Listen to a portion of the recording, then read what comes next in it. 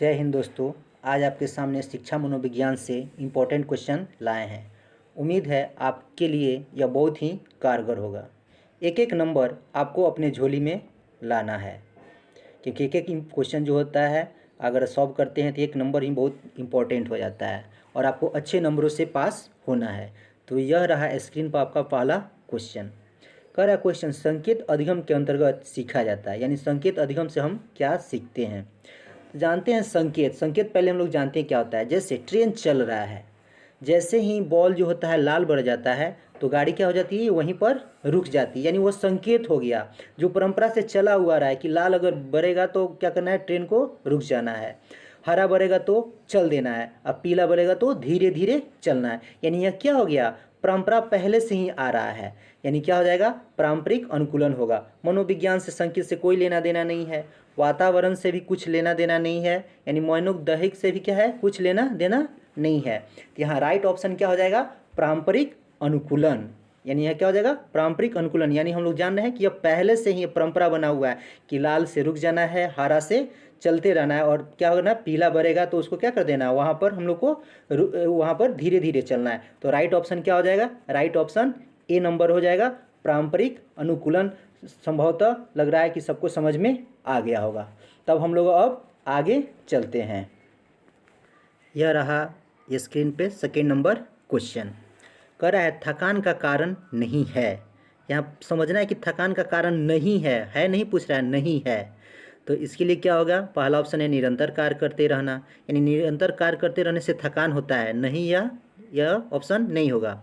फिर है शिक्षण विधियाँ, यानी शिक्षण विधियाँ से भी क्या होता है, थकान होता है, लेकिन यह क्या कर रहा है, नहीं है।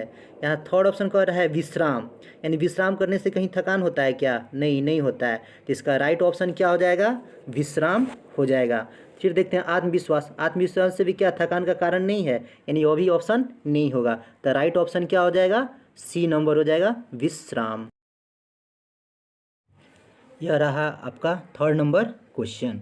कह रहा है थर्ड नंबर क्वेश्चन, अंतर्दर्शन विधि में निरीक्षण क्या होता है, यानी अंतर्दर्शन विधि होता है, उसमें निरीक्षण क्या होता है। दूसरों का किया जाता है कि पशुओं का किया जाता है कि अपना किया जाता है या उनका, यानी जो कह रहा है उनका कह रहा है। यानी हम देखते हैं अंतर्दर्शन में राइट ऑप्शन क्या हो जाएगा, यानी अंतर्दर्शन में क्या हो जाएगा, यानी हम जो है अंतर्दर्शन में अपना निरीक्षण करते हैं, दूसरे का नहीं करते हैं। यानी ना ही ए ऑप्शन सही होगा, ना ही बी ऑप्शन होगा। राइट ऑप्शन क्या हो जाएगा, सी हो जाएगा। डी ऑप्शन भी नहीं होगा। तो राइट ऑप्शन क्या हो जाएगा, सी, यानी अंतर्दर्शन में किसका हम लोग निरीक्षण करते हैं, खुद का करते हैं, यानी राइट ऑप्शन सी हो। यह रहा आपका स्क्रीन पर 4 नंबर क्वेश्चन। कह रहा है निरीक्षण विधि में किया जाता है, यानी निरीक्षण विधि में किसका निरीक्षण करते हैं, अपना अध्ययन, अपने व्यवहार की व्याख्या, दूसरे का अध्ययन और व्यवहार में विश्लेषण। सबसे पहले एक एक को देखते हैं। अपना अध्ययन, निरीक्षण जो होता है अपना अध्ययन, यानी अध्ययन यहाँ बात कर रहा है, यानी अध्ययन का नहीं देख रहे हैं। अपने व्यवहार की व्याख्या, यानी हम अपने व्यवहार की व्याख्या उसमें निरीक्षण में नहीं किया जाता है। सी नंबर में है दूसरे का अध्ययन, यानी हम लोग दूसरे का अध्ययन करते हैं, निरीक्षण करते हैं ना। जैसे हम लोग स्कूल में रहते हैं तो प्रिंसिपल सर क्या करते हैं, निरीक्षण करने आते हैं, यानी क्या करते हैं, दूसरे का निरीक्षण अध्ययन किया जाता है। व्यवहार में विश्लेषण, व्यवहार में विश्लेषण से निरीक्षण से कोई लेना देना नहीं है। इसका राइट ऑप्शन क्या हो जाएगा, दूसरे का अध्ययन, यानी निरीक्षण विधि में क्या किया जाता है, दूसरे का अध्ययन किया जाता है। तो राइट ऑप्शन क्या हो जाएगा, सी नंबर हो जाएगा। तो चलते हैं नेक्स्ट क्वेश्चन 5 नंबर। कह रहा है शैशवावस्था की विशेषता नहीं है, यानी शैशवावस्था की विशेषता नहीं है। तो सबसे पहले हम क्या जान लेते हैं, शैशवावस्था की विशेषता क्या होता है। तो सबसे पहले हम लोग जानेंगे शैशवावस्था की विशेषता जो होता है, शारीरिक विकास में तीव्रता होता है, मानसिक क्रियाओं में तीव्रता होता है, सीखने की प्रक्रिया में तीव्रता होता है, कल्पना की सजीवता होता है, दूसरों पर निर्भरता होता है, आत्म प्रेम की भावना होता है, नैतिकता का अभाव होता है। यानी क्या यहाँ कह रहा है कि नैतिकता का अभाव होता है, यानी छोटे बच्चे जो होते हैं उनको नहीं पता चलता है क्या अच्छा है क्या बुरा है, क्या उचित है क्या अनुचित होता है, यानी नैतिकता का अभाव होता है। मूल प्रवृत्तियों पर आधारित व्यवहार होता है, यानी मूल प्रवृत्ति जैसे क्या होना, उसको भूख लगेगा तो वह रोएगा, कुछ छीनेगा, वो क्या होता है, मूल प्रवृत्ति पर आधारित व्यवहार होता है। सामाजिक भावना का विकास होता है, दूसरे बालकों में रुचि या रुचि लेता है, यानी क्या होता है, यह दूसरे में रुचि लेता है। फिर है संवेगों का प्रदर्शन करता है। फिर क्या होता है, काम प्रवृत्ति होता है। उसके बाद से क्या होता है, दोहराने की प्रवृत्ति होता है, यानी कोई कहता है कुछ बोलता है तो वह दोहराने का प्रवृत्ति करता है। जिज्ञासा का भी प्रवृत्ति होता है। अनुकरण द्वारा सीखने के भी इसमें क्या होता है, प्रवृत्ति होता है। अकेले व साथ खेलने का भी क्या होता है, इसमें प्रवृत्ति होता है। यानी क्या हो गया, यह सहसावस्था की विशेषता हो गया। तो यहाँ क्वेश्चन में क्या बोल रहा है, सहसावस्था की विशेषता क्या नहीं है। तो अभी हम लोग क्या जाने हैं, शारीरिक विकास में तीव्रता, यानी शारीरिक विकास में तीव्रता होता है, यानी ऑप्शन ये नहीं होगा। मानसिक विकास में तीव्रता, यानी क्या हो जाएगा, मानसिक विकास का तीव्रता भी होता है, यानी ये भी ठीक है। उसके बाद से क्या कर रहा है कि दूसरों पर निर्भरता, यानी छोटा बच्चा है तो दूसरों पर भी क्या होता है, निर्भरता। कोई उसको खिलाता है तो भी क्या होता है, हंसता है या रोता है। यानी क्या होता है, नैतिकता का होना, यानी बच्चे के पास नैतिकता नहीं होता है। तो इसका राइट ऑप्शन क्या हो जाएगा, राइट ऑप्शन डी हो जाएगा, नैतिकता का होना। यानी राइट आंसर हो जाएगा ऑप्शन नंबर डी, नैतिकता का होना। यानी सहसावस्था में विशेषता नहीं होता है, नैतिकता का होना। एक चीज़ और नोट कर लीजिएगा कि क्रो और क्रो साहब ने बोले हैं कि 20वीं शताब्दी को बालक की शताब्दी कहा जाता है। यह ऑप्शन आपको क्वेश्चन 1 नंबर में आ सकता है, पूछ सकता है क्वेश्चन कि 20वीं शताब्दी को बालक को शताब्दी कहा जाता है, किसने कहा था, क्रो और क्रो के अनुसार। तो ये आपका राइट ऑप्शन डी हो गया। दोस्तों जो इम्पोर्टेंट लगे उसको कॉपी में नोट कर लिया कीजिए, क्योंकि केवल सुनने मात्र से ही याद नहीं होता है। जब तक आप लिखेंगे नहीं, लिखने से क्या होता है, आपका प्रैक्टिस होता है, यहीं आके जाके एग्ज़ाम में यह काम आता है। यह वीडियो जो है बहुत मेहनत से बनाया जाता है। अगर आप कॉपी कलम से इसका इस्तेमाल करते हैं तो आपके लिए बहुत ही बेनिफिट होगा। हम चाहते हैं कि आपको एग्ज़ाम में अच्छा से अच्छा मार्क्स लाएँ।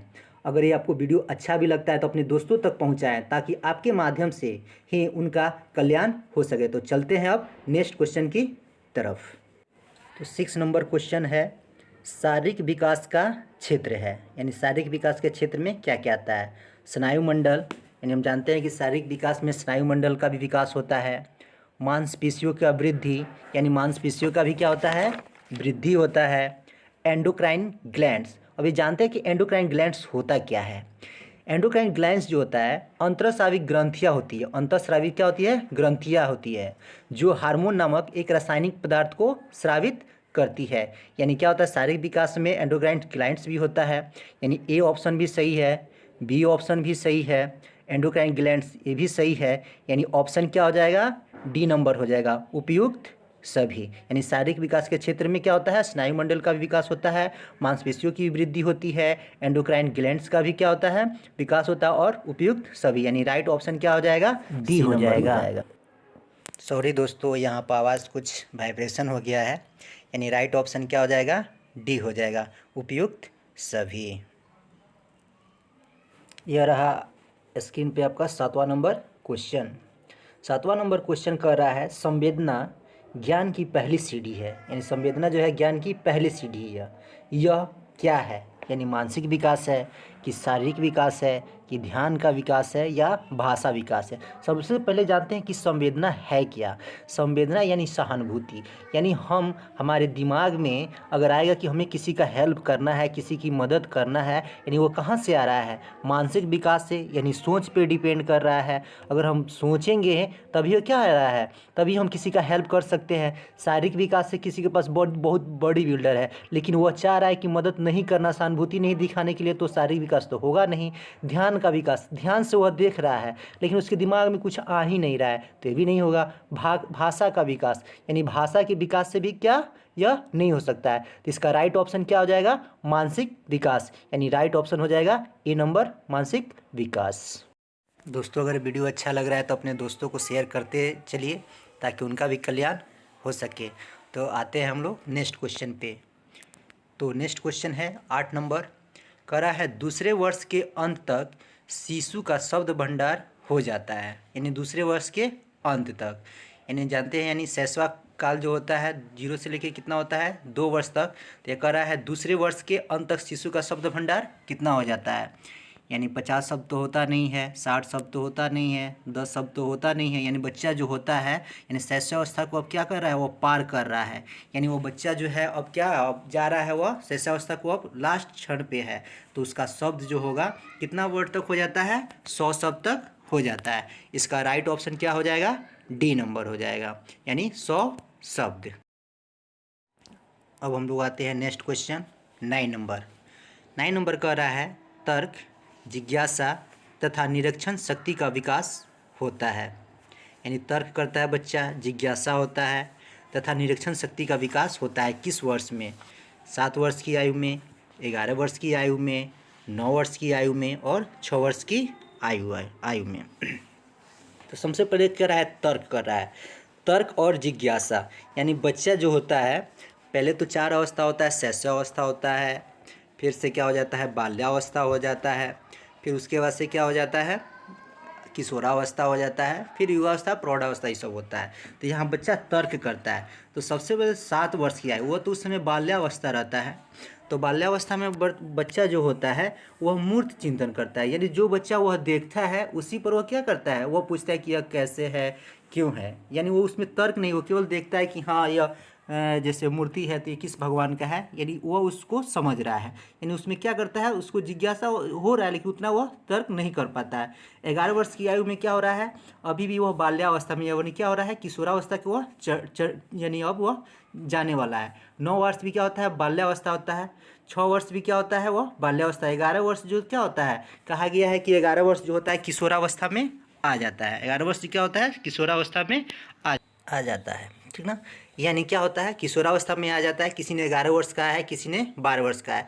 यानी जैसे वो किशोरावस्था में वो तर्क करना चालू कर देता है कि हाँ गॉड है या नहीं है तो कैसे हैं, क्यों है। यानी उसके मन में जिज्ञासा आना चालू हो जाता है कि हम कहाँ से वर्ड को जाने कि भगवान कहाँ है, कैसे हैं। यानी क्या होता है? इस समय किशोरावस्था में क्या होता है? तर्क भी होता है, जिज्ञासा भी होता है और निरीक्षण शक्ति का विकास भी होता है। तो इसका राइट ऑप्शन क्या हो जाएगा? 11 वर्ष। यानी किशोरावस्था में क्या हो जाता है? उसमें होता है अमूर्त चिंतन, और बाल्यावस्था में क्या होता है? मूर्त चिंतन। तो राइट ऑप्शन क्या हो जाएगा? बी हो जाएगा। यह रहा आपके स्क्रीन पर 10 नंबर क्वेश्चन, जो लास्ट क्वेश्चन है। अगर आपको ये अच्छा लग रहा है तो इसको कॉपी में ज़रूर नोट किया कीजिए, क्योंकि जब तक आप लिखेंगे नहीं तब तक आपके दिमाग में ठीक से सेट नहीं हो पाएगा। इसलिए आपको बार बार कहा जा रहा है कि आप लिखा कीजिए। लिखने पर क्या हो जाता है? वो चीज़ आपका कॉन्सेप्ट जो होता है आपके दिमाग में वो क्या हो जाता है? पूरा रिविजन हो जाता है। तो हम लोग चलते हैं लास्ट क्वेश्चन। कर रहा है 10 नंबर क्वेश्चन। किसने कहा 2 बालकों में समान मानसिक योग्यताएँ नहीं होता है? यानी क्वेश्चन कह रहा है कि 2 बालकों में समान मानसिक योग्यता क्या होता है? नहीं होता है। पहला ऑप्शन हॉरलॉक, दूसरा Sorenson, C number Suresh Bhatnagar, D है क्रो और क्रो। यानी यह वर्ड जो कहा है 2 बालकों में समान मानसिक योग्यता नहीं होता है, इन्होंने हॉरलॉक साहब ने कहा है। यानी इसका राइट ऑप्शन क्या हो जाएगा? ए नंबर हो जाएगा। यानी हॉरलॉक साहब ने कहा था 2 बालकों में समान मानसिक योग्यता नहीं होता है। तो अगर आपको ये वीडियो अच्छा लगा है तो इसको लाइक कीजिए, और अगर बहुत ही अच्छा लगा है तो सब्सक्राइब कीजिए और अपने दोस्तों को इसको शेयर कीजिए। जय हिंद, जय भारत।